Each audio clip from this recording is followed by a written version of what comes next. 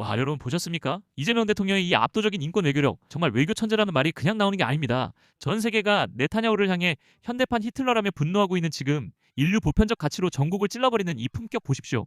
참사만 일삼으며 눈치 보기 바쁜 저들하고는 격이 다릅니다. 가슴 뻥 뚫리는 이재명의 사이다 행보, 뉴스로 지금 바로 확인하시죠. 튀르키예 정부가 베냐민 네타냐후 이스라엘 총리를 현대판 히틀러라고 규정하며 맹비난하고 나섰습니다. 튀르키예 외무부는 현지 시간 11일 성명을 내고 네타냐후 총리는 전쟁 범죄 및 반인도적 범죄 혐의로 국제형사재판소에서 체포영장이 발부된 인물이라면서 자신이 저지른 범죄 때문에 현대판 히틀러로 불리는 것이라고 직격했습니다. 특히 이란과의 휴전협정 상황에서도 레바논에 대한 공습을 멈추지 않고 있는 데 대해 네타냐후의 목표는 현재 진행 중인 평화협상을 무산시키고 팽창주의 정책을 지속하는 것이라고 주장했습니다. 그러면서 네타냐후가 자국에서 부패 혐의로 재판을 받고 있다는 점을 거론하며 감옥에 가지 않으려고 전쟁을 계속하려 한다고 비판했습니다. 유대인 홀로코스트의 주범 히틀러와 뭐가 다르냐는 비난을 받은 네타냐후 총리는 분노를 감추지 않았습니다. 네타냐후는 이스라엘은 이란의 테러 정권과 그 대리 세력에 맞서 계속 싸울 것이라면서 이는 이란을 지원하고 심지어 쿠르드족 시민을 학살하는 에르도안과는 정반대되는 행보라고 맞받아친 겁니다.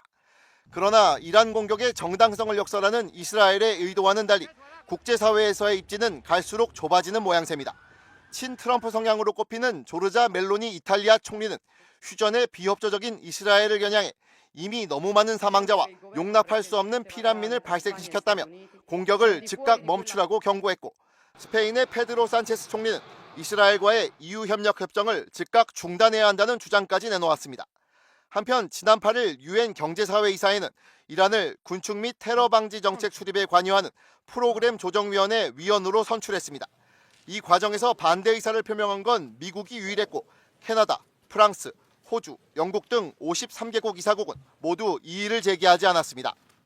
이재명 대통령이 어제 SNS를 통해 이스라엘군이 팔레스타인 어린이를 고문하고 지붕 위에서 떨어뜨렸다고 주장한 영상을 공유했습니다. 그러면서 유대인 학살이나 전시 살해는 다를 바가 없다고 비판했습니다. 이후 추가로 글을 올린 이 대통령은 2024년 9월에 발생한 실제 상황이라며 미국 백악관도 매우 충격적이라고 평가했다고 적었습니다.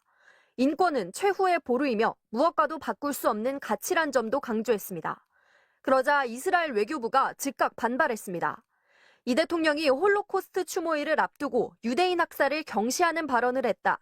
받아들일 수 없고 강력한 규탄을 받아 마땅하다고 주장했습니다. 이 대통령도 다시 대응에 나섰습니다. 오늘 아침 SNS를 통해 반인권적, 반국제법적 행동으로 고통받고 힘들어하는 세계인들의 지적을 되돌아볼 만도 한데 실망이라며 내가 아프면 타인도 그만큼 아프다고 적었습니다. 외교부도 특정 사안에 대한 의견이 아닌 보편적 인권에 대한 신념을 표명한 글의 의도를 잘못 이해하고 이를 반박한 것이라며 이스라엘에 유감을 표했습니다. 논란이 확산하자 야당은 민감한 중동 상황에 이스라엘과 외교적 충돌이 국익에 도움이 되지 않는다고 비판했습니다. 청와대는 인권 문제를 지적한 것이라고 선을 그었습니다. 비극적인 역사를 반복하지 말자는 평화와 인권의 메시지로 보아주시면 될 것 같습니다. 오늘 이 대통령이 재차 올린 글에도 청와대 관계자는 인권이야말로 인류가 지켜야 하는 근본적이고 보편적인 가치라는 것이라며 전쟁 속 인권의 가치를 강조하기 위한 글일 뿐 다른 의도는 없다고 설명했습니다. MBC 뉴스 김정우입니다. 헤즈볼라를 괴멸한다는 명분으로 레바논을 계속 공격했던 이스라엘이 오는 14일 레바논과의 협상을 선언했습니다. אני הנחיתי אמש בקבינט לפתוח במשא ומתן ישיר עם לבנון. 휴전 선언 이후에도 이스라엘은 폭격을 계속해 300명 넘는 레바논 사람들을 학살했습니다. 휴전 협정 위반이라며 이란이 반발해 호르무즈는 다시 막히고 휴전 체제는 크게 흔들렸습니다. 그런데도 미국이 이스라엘 편을 들고 이란이 강력 반발하면서 협상마저 위협받게 되자 트럼프 대통령이 다시 마음을 바꿨다고 CNN이 보도했습니다. 협상이 중요한 트럼프가 최대 걸림돌인 레바논 문제를 해결하기 위해 네타냐후를 압박했다는 겁니다. They had what's described as a tense phone call yesterday, just before Israel announced that it would seek ceasefire talks with Lebanon.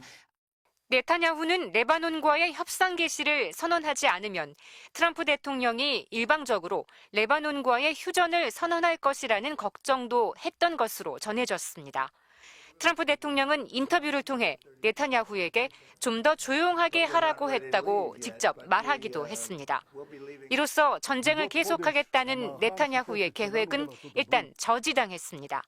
여기에 이스라엘 법원은 그동안 전쟁을 이유로 중단됐던 네타냐후의 부패 혐의 재판을 현지 시간 12일 재개하기로 했습니다.